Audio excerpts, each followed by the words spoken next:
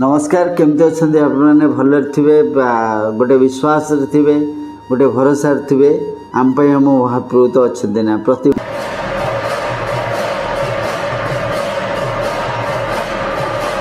मुहूर्त था प्रति क्षण था प्रति भावावेग था कृपामय करुणा सिंधु से प्रति मुहूर्त सूचे दिखती मुझे तो पाखे अच्छी दिल्ली आउ रही आसतबी मु आज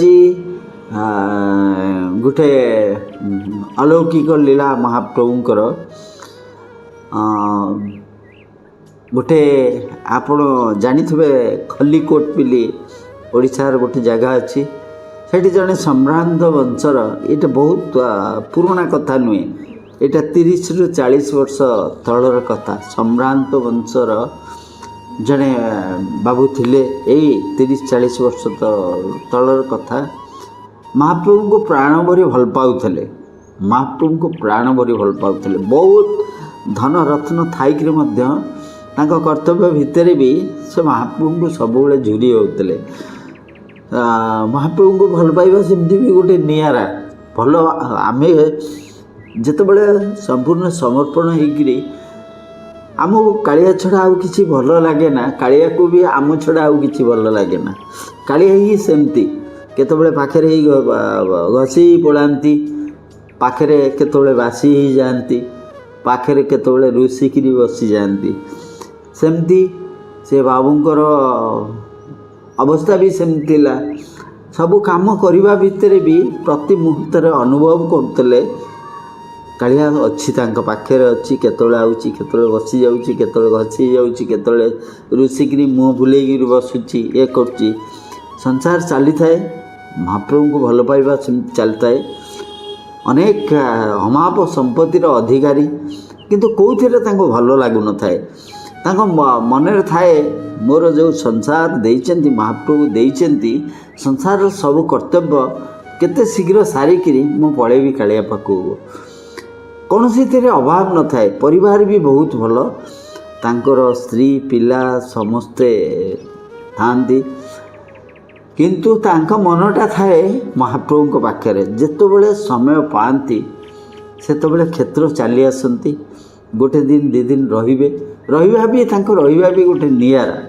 रहिबा कौन ना से प्राय जेतबेले क्षेत्र आसती सेतबेले जेतिक समय मंदिर सका रात्र पहुड़ हवा पर्यंत से महाप्रभु को पाखे ही थे श्रीमंदिर थे पहुड़ पड़ा पर से कौन सी होटेल हो कि कौन सी जगह जाकि रूम बुक करके शुअंती मेघनाथ वाचिर जेकोसी कड़े एमती डेरी होकर शोई पड़ती टिके से शोई पड़े जमी भोर हम फटा से उठी बाठिकी भोर है तुरंत बस धरिवे कि ट्रेन धरिवे तांका कार्यक्षेत्र को पलि आसने एमती संसार चली थाए अंतर भितर गोटे थाए जे कालिया आउ ये संसार तू देइचु ये संसार तोर मते जेते शीघ्र पारुचु एथि कर्तव्य सारी दे मु तो संसार बोहिकी चलुची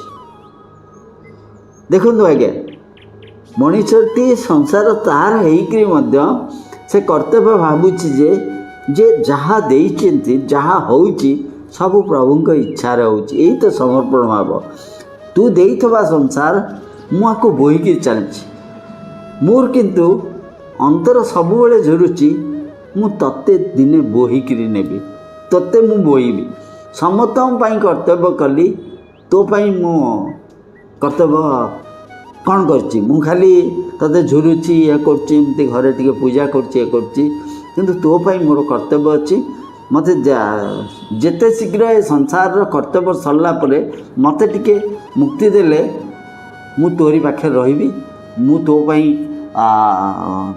एटा भावर कथा तो पाई किछि करिबी तो पाई माने तते भी बोइबी तो पाई कर्तव्य करिबी अनेक दिन जाइछि पिला माने बड़ होइचंती चाकरी करते तापर दिने समय आसी देखते जो सब संसार ये दिने पत्नी की कहते बस कहते देख तुम व्यस्त हेनी मु डिसाइड कर स्थिर कर मानसिक स्तर में ମୁଁ କାଲି ସକାଳୁଠୁ ମୁଁ ସମ୍ପୂର୍ଣ୍ଣ ଭାବେ ଘର ଛାଡ଼ୁଛି। ସ୍ତ୍ରୀ କାନ୍ଦୁଛନ୍ତି, ବୁଝାଉଛନ୍ତି, ସ୍ତ୍ରୀକି ବୁଝାଉଛନ୍ତି, ସେ ପିଲାମାନଙ୍କୁ ସବୁ ବୁଝାଉଛନ୍ତି। ଦେଖ ମୁଁ କୁଆଡ଼େ ଯାଉନି, ମୁଁ ସିନା ତମେ ଭାବିବନି ଯେ ବାପା କୁଆଡ଼େ ପଳେଇଲେ, କି ତମେ ଭାବିବନି ଯେ ତମ ସ୍ୱାମୀ କୁଆଡ଼େ ପଳେଇଲେ। ମୁଁ ସେଇ କ୍ଷେତ୍ରରେ ରହିବି, କିନ୍ତୁ କେଉଁଠି ରହିବି ସେଇଟା ତମେମାନେ ଜାଣିପାରିବ ନାହିଁ। ସେଇ କ୍ଷେତ୍ରରେ ଥିବି, କିନ୍ତୁ ଏତିକି ବିଶ୍ୱାସ ରଖ ମୁଁ କ୍ଷେତ୍ର ଛାଡ଼ି କୁଆଡ଼େ ଯିବିନି। ସମସ୍ତେ ଜାଣିଛନ୍ତି, ପିଲାମାନେ ଜାଣିଛନ୍ତି, ତାଙ୍କ ଧର୍ମପତ୍ନୀ ବି ଜାଣିଛନ୍ତି। ଏ ବାବୁ ମହାପ୍ରଭୁଙ୍କ ପାଇଁ ଛୋଟ ମାନେ ଯେବେଠୁ ବାହା ହେଇଛନ୍ତି ଆଙ୍କୁ ସେ ଜାଣିଛନ୍ତି ମହାପ୍ରଭୁଙ୍କ ପାଇଁ ଆଙ୍କର ଏତେ ଭଲ ପାଇବା, ଏତେ ଶ୍ରଦ୍ଧା ଅଛି, ଏତେ ଏଇ ଯେଉଁ ପାଗଳାମୀ ୟା ଦେହରେ କେବେ ବନ୍ଦ ହେବ ନାହିଁ। ହୋଇଯାଆନ୍ତି ବହୁତ ମହାପ୍ରଭୁଙ୍କୁ ଭଲ ପାଉଥିବା ଲୋକଟି ଏମିତି ମହାପ୍ରଭୁଙ୍କୁ ଭଲ ପାଇବା ଭିତରେ ପାଗଳ ହେଇଯାଏ। ସେ ପାଗଳରେ ଅଲଗା ତୃପ୍ତି ଥାଏ, ପରିତୃପ୍ତି ଥାଏ, ଆତ୍ମତୃପ୍ତି ଥାଏ। ସେଠୁ ସମସ୍ତେ ବୁଝିଛନ୍ତି। କିଛି ବି ଟଙ୍କାଟା ଘରୁ ଧରିନାହାନ୍ତି, କୋଟି କୋଟି ଟଙ୍କାର ମାଲିକ। ଯେତିକି ପିନ୍ଧିଛନ୍ତି ସେତିକି ଟଙ୍କାଟା ପାଖରେ ନାହିଁ। ତାଙ୍କୁ ଯେତେବେଳେ ଘରେ କହୁଛନ୍ତି ଆରେ କିଛି ପଇସା ନେଇଯାଅ, ଆଉ ଇଏ ଯାହା ତମେ ଫେରେ ଚଳିବ କେମିତି? ନା କାଳିଆ ନାହିଁ, କାଳିଆ ଚଳେଇ ଦେବ। କାଳିଆ ପାଖକୁ ଯାଉଛି ପରା, କାଳିଆ ପାଖରେ ରହିବି ପରା। ସାରା ସଂସାର ଯିଏ ଚଳଉଛି, ଜଗତ ଯିଏ ଚଳଉଛି, ମୁଁ କେତେ ଏଇଟିଏ ପେଟ ମୋର, ସିଏ ମୋତେ ମୁଠାଏ ଦାନା ଦେବନି, ଅବଢ଼ା ଦେବନି। ଆସିଛନ୍ତି ମହାପ୍ରଭୁଙ୍କ ପାଖରେ ବସିଛନ୍ତି, ମହାପ୍ରଭୁଙ୍କୁ ଦେଖୁଛନ୍ତି, ମହାପ୍ରଭୁରେ ତନ୍ମୟ ହେଉଛନ୍ତି, କହୁଛନ୍ତି କାଳିଆ ମୁଁ ଆସିଗଲି ତୋ ପାଖକୁ, ମୁଁ ଏଥର ସବୁଦିନ ତୋ ପାଖରେ ରହିବି। ରହିଛନ୍ତି, ଦିନେ ଯାଇଛି, 2 ଦିନ ଯାଇଛି, ଦେଖିଛନ୍ତି ପ୍ରସାଦ ଆଉ ପାଖରେ ତ ପଇସା ତ ଆଣିକିରି ଆସିନାହାନ୍ତି। କାହାକୁ ମାଗିବେ? ମାଗିବାର ତ ପ୍ରଶ୍ନ ହିଁ ଉଠୁନି। ଭରସା ଅଛି କାଳିଆ ଦେଲେ ହିଁ ମୁଁ ଖାଇବି। କାଳିଆ ଦେବନି କେମିତି ମୋତେ ଖାଇବାକୁ? ଜଗତକୁ ଦେଉଛି, ମୋତେ କେମିତି ଖାଇବାକୁ ଦେବନି? ଆନନ୍ଦ ବଜାର ବି ଯାଉନାହାନ୍ତି। ଜାଣିଛନ୍ତି ଆନନ୍ଦ ବଜାରକୁ ଗଲେ ଆଜି ପର୍ଯ୍ୟନ୍ତ ବିଶ୍ୱରେ ଏମିତି କେଉଁଠି ନାହିଁ, ଆନନ୍ଦ ବଜାରକୁ ଯିଏ ବି ଯାଇଛି ପଇସା ନଥିଲେ ବି ମହାପ୍ରଭୁ ତା ପେଟକୁ ପୁରେଇ ଦେଇଛନ୍ତି। କିଏ ନା କିଏ ଡାକିକିରି ବସେଇ ଦେଇଛି।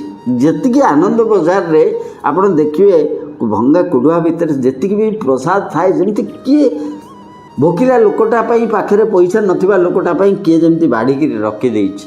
ପ୍ରତି ମୁହୂର୍ତ୍ତରେ ଅହର୍ନିଶି ଅଲୌକିକତା ନୁହେଁ, ଏଇଟା ବାସ୍ତବତା ଆନନ୍ଦ ବଜାରରେ ଘଟି ଚାଲିଛି। ଶ୍ରୀମନ୍ଦିରରେ ଆନନ୍ଦ ବଜାରକୁ ଯିଏ ଯାଇଛି ସେ ପାଖରେ ପଇସା ଥାଉ ନଥାଉ କେବେ ଖାଲି ପେଟରେ ଫେରିନି। ମହାପ୍ରସାଦ ସମସ୍ତଙ୍କୁ ପ୍ରାପ୍ତ ହୋଇଛନ୍ତି। ଇଏ କିନ୍ତୁ ପ୍ରଚଣ୍ଡ ଅହଙ୍କାର ପ୍ରଭୁଙ୍କୁ ନେଇ, ତାଙ୍କ ଭଲ ପାଇବାକୁ ନେଇ ବସିଛନ୍ତି। ଦିନେ ଯାଇଛି, 2 ଦିନ ଯାଇଛି, ସେଠୁ ରାତିରେ ଆସିଛନ୍ତି। ରାତିରେ ଯେତେବେଳେ ପହୁଡ଼ ପଡ଼େ, ପ୍ରଥମ ଦିନ ସେମିତି ଉପାସ ଇଏରେ ପହୁଡ଼ ପଡ଼େ, ଆସିକିରି ବସିଛନ୍ତି ସେମିତି ମାଗନାଥ ବସି ପାଖରେ ଆଉଜିକିରି ବସିଛନ୍ତି। ଇଏ ଅଛନ୍ତି, କିନ୍ତୁ ତ ନିଜର ତ ନିତ୍ୟକର୍ମ କରିବା ପାଇଁ କେଉଁଠି ଗୋଟେ ଜାଗା ଦରକାର, କ'ଣ ଦରକାର, କିନ୍ତୁ ଯିବେ କୁଆଡ଼େ? କେଉଁଠି ହୋଟେଲ ତ ପଇସା ନାହିଁ, ସେ ତ ପଣ କରିଛନ୍ତି, ପଇସା ଧରିବେନି, ରହିବେ କେମିତି, କ'ଣ କରିବେ? ସବୁ ମହାପ୍ରଭୁଙ୍କ ଉପରେ ଛାଡ଼ି ଦେଇଛନ୍ତି। ଦ୍ୱିତୀୟ ଦିନ ସେଇ ଉପାସ, ମହାପ୍ରଭୁ ପ୍ରସାଦ ଦେଉନାହାନ୍ତି। ଅଭିମାନୀ ଭକ୍ତଟିଏ ଇଏ ସେତେବେଳେ ଆସିକିରି ସେଦିନ ପହୁଡ଼ ପଡ଼ିଛି, ରାତି 12ଟାରୁ 1ଟା ପାଖାପାଖି ହେବ। ସେ ଆସି ମେଘନାଥ ବାସୀ ପାଖରେ ଏମିତି ଡେରି ହେଇକିରି ଶୋଇଛନ୍ତି। ସେତିକିବେଳେ ଜଣେ ମଠର ଜଣେ ମହନ୍ତ ସେଇପଟେ ଯାଉଛନ୍ତି। ସେ ଦେଖିଲେ ଏଇ ଲୋକଟି କାଲି ଏଇ କଡ଼ରେ ବସିକିରି ରହିଥିଲା, ଆଜି ଏଇ କଡ଼ରେ ଏମିତି ଘୁମେଇକିରି ଶୋଇଛନ୍ତି। ସେ ପଚାରୁଛନ୍ତି ଆରେ ବାବା ତମେ କେଉଁଠୁ ଆସିଛ? ତମେ ଏତେ ରାତିରେ ଏଠି କ'ଣ? ସେ କହୁଛନ୍ତି ନାଇଁ, ନା ତୁମର କିଏ କିଏ ଅଛନ୍ତି? ନା ମୋର ଏକାଠିଆ କାଳିଆ ହିଁ ଅଛି। କାଳିଆ ଅଛି? ନା ତୁମେ ଏଠି କ'ଣ?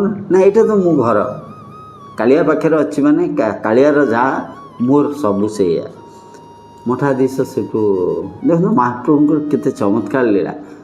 ସେଠୁ ମଠାଧୀଶ ଯେତେବେଳେ आश्रम फेरुचंदी महाप्रभु दर्शन सारी आप जिते बड़सिंगार वेश देखिए आप देखिए बड़सिंगार राति जो महाप्रभु पौड़ हमें बड़सिंगार वेश पर से प्राय सबू मठर मठाधीश मैंने आसती राति विलंबित राति महाप्रभु को दर्शन करने आसती मठ गला बेले जहाँ प्राप्त होता है हाथ में धरिकी जाऊे महाप्रभुंर नागचଣା हो महाप्रभु पशुखिली प्रसाद हो कि महाप्रभुंर दही पखाड़ हो कि महाप्रभुंर महाप्रसाद हो हाथ में धरते जाऊे से हाथ में किसी महाप्रसाद अच्छे कहले बाबा रे गोटे कथा कर तुम प्रसाद टी पाईदि ये चंचल हो जो महाप्रसाद पाई 2 दिन है पेटर दाना टी पड़नी प्रचंड अभिमान अच्छी महाप्रभु तुम्हें तो अच्छ ना कालिया तू तो अच्छु ना पैसा देकर कौन करी मु तो आनी कि मो पाखे कि ना मो पाखे मु भी मोर नुह केवल जानी तू ही मोर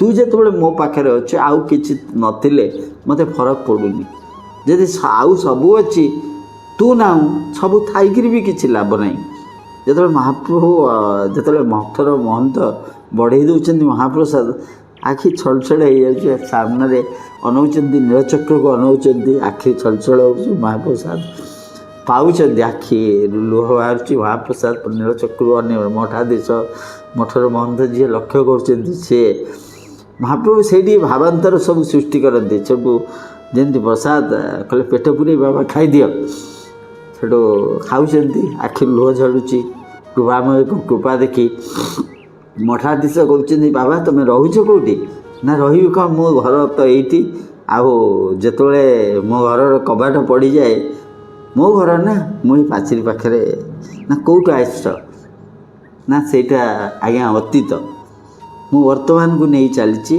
वर्तमान ये ना रौटी रौटी ना अच्छी तो क्षेत्र छाड़ी आ कुआड़े जीवार नहीं अच्छी तो कालिया पाखे शुण मठाधीश से कहते बाबा हाँ क्षेत्र ही तुम आस आम मठे तुम महाप्रभु देखु केमती खाइबार व्यवस्था भी कर भी व्यवस्था कले मठाधीश सांगे आसुँच से मठे किसी कार्य कर जहाँ मठर कार्य कर महाप्रभु से मठर भी किसी फूल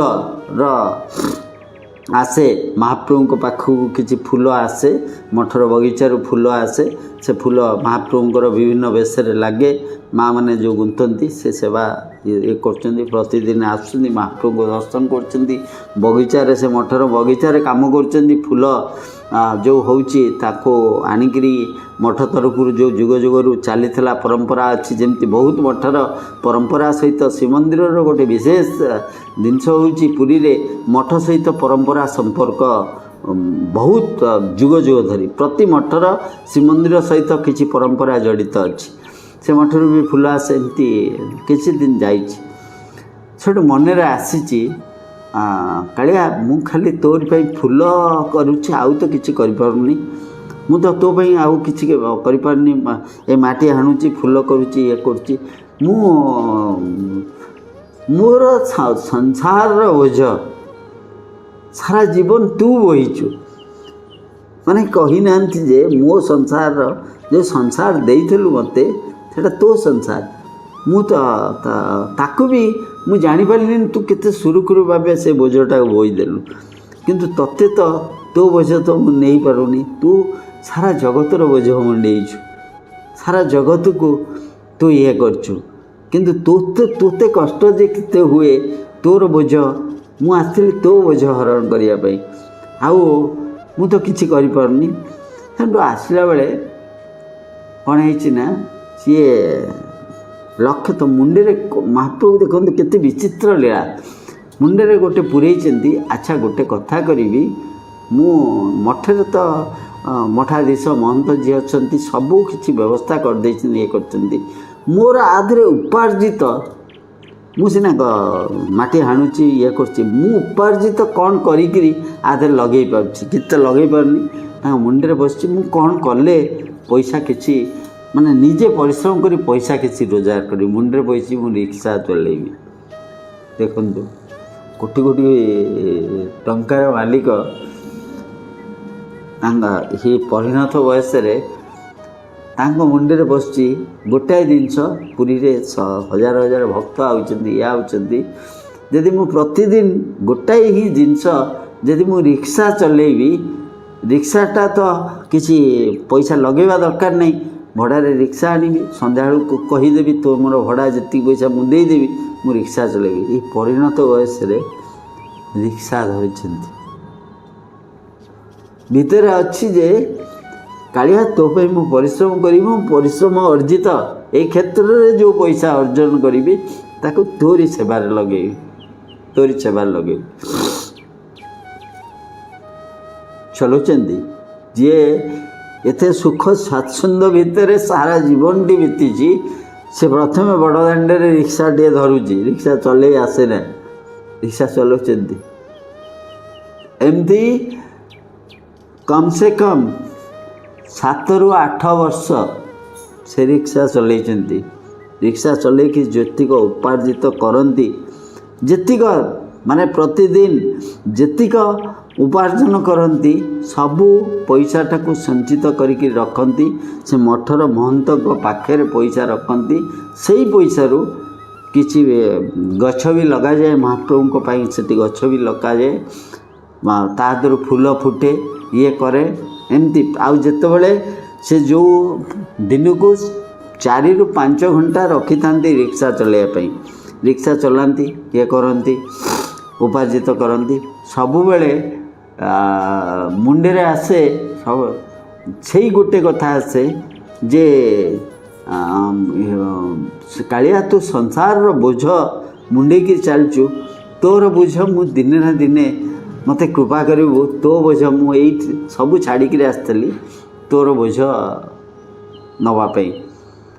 ଦିନେ କ'ଣ ହେଇଛି, ସନ୍ଧ୍ୟା ସମୟ ଆସିଲେ ପ୍ରାୟ ସେଇ 2ଟା 3ଟା ପରେ ମଠର କାମ ସାରି ଇଏ କରିକିରି ଠିକ୍ 3ଟା ପରେ ସେ ଯାଆନ୍ତି, ରିକ୍ସାର ମାଲିକ କତିକି ଯାଆନ୍ତି, ରିକ୍ସା ଧରିକିରି ଆସନ୍ତି। ଠିକ୍ 9ଟା ଭିତର ସୁଦ୍ଧା ରିକ୍ସା ଦେଇକିରି ଯାହା ଭଡ଼ା ମିଳୁଥିବ ଲୋକଙ୍କୁ ନେଇକି ଦେବେ, ତାପରେ ଯାଇ ମଠ ଯାଇ ସ୍ନାନ ଫାନ କରିକି ତାପରେ ମନ୍ଦିର ଆସନ୍ତି, ବଡ଼ ସିଙ୍ଗାର ପରେ ଯାଆନ୍ତି। ଦିନେ କ'ଣ ହେଇଛି ନା, ରିକ୍ସା ଧରିକିରି ଆସିଛନ୍ତି, ଆଶ୍ଚର୍ଯ୍ୟ କଥା କୌଣସି ଲୋକ ମିଳୁନାହାନ୍ତି। ଦେଖୁଛନ୍ତି ତାଙ୍କରି ସାମ୍ନାରେ ସବୁ ରିକ୍ସାରେ ଇଏ ହେଉଛି, ତାଙ୍କ ରିକ୍ସାକୁ କେହି ଅନଉ ବି ନାହାନ୍ତି।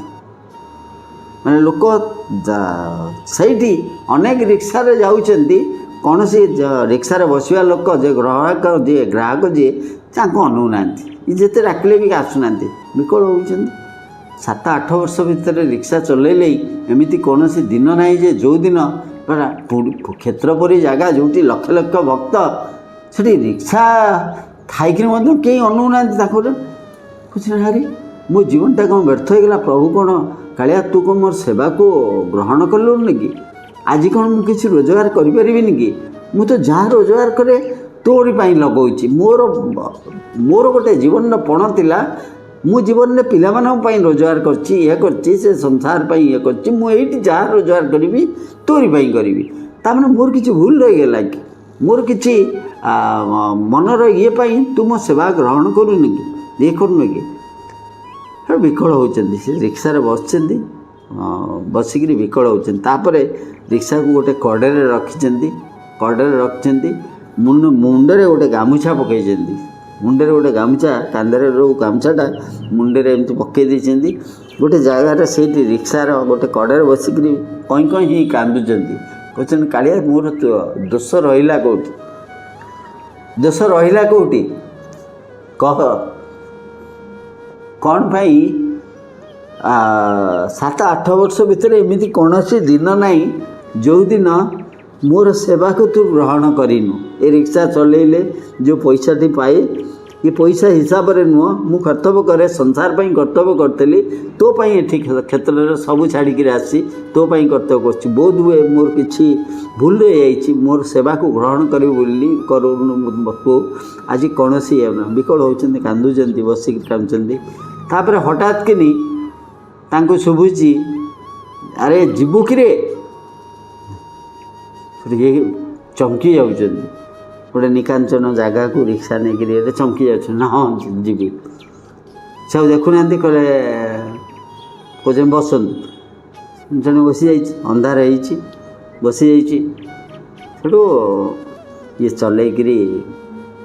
ଚଲେଇଲା ବେଳେ ଇଏ ପଚାରୁଛନ୍ତି, ବାବୁ କେଉଁଠିକି ଯିବେ? ଯେମିତି ପଚାରନ୍ତି। ନା ଚାଲ ମୁଁ କହିବି। ଇଏ ଚଲାଉଛନ୍ତି, ସିଏ କହୁଛନ୍ତି ବାବୁ କୁଆଡ଼େ ଯିବେ? ସେ କହୁଛନ୍ତି ଏମିତି ଏପଟେ ନେ ସେପଟେ ନେ, ଏମିତି ନେ, ଇଏ ନିଏ, ସେପଟେ ନେ ସେପଟେ, ଏମିତି ବୁଲା।